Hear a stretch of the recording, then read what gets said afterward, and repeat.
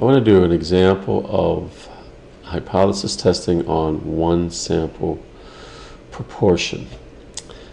And here's an example in one of the practice quizzes. And you can tell that you're going to do a one proportions test by looking at the information given here in the problem. There's no means or standard deviations given in the problem. You just a percentage and then a sample size. So we have here given a 52% and a 53%, and we're going to be comparing those two numbers. Now you have to identify which one is the claim and which one is the actual sample percentage. So as we read this problem, we see that 52% of households nationwide use natural gas. So there's our claim, and then out of these 3,900 that were sampled, 53% use natural gas. So that's our sample proportion. And we're going to use Statdisk to solve this and answer these questions here.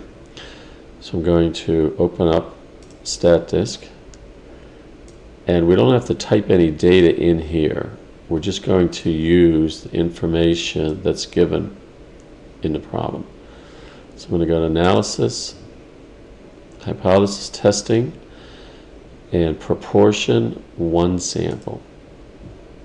And we get a box here. We just have to type some information in. Now the first thing here we want to set up is the null hypothesis. We always do that first. And it says here that we are looking to test a claim that the national rate has changed. No indication of greater than or less than. If it would have said that it was a claim of being more than, then we would run a right tail test. Or if it said less than, we would run a left tail test. But this says just that it's changed, so we're going to run a what they call two-tail test. And we signify that by showing the proportion equal to the claim here. Now the significance level in the problem is 5%, so we got that typed in here. And then the claimed proportion we said was 52% or 0.52. Sample size is given here at 3,900.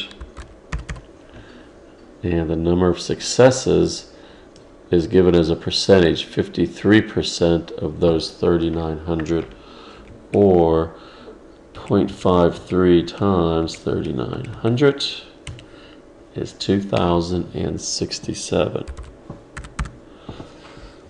And that's it. We plug in the information, hit evaluate, and there's the results of our hypothesis test.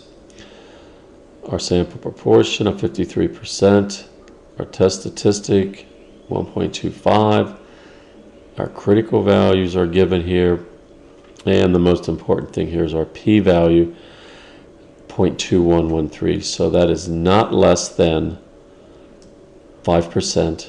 So we would fail to reject the null hypothesis, and there is not enough of evidence here to say that national rate has changed. Okay, that national rate of 52% is really any different than what was originally claimed.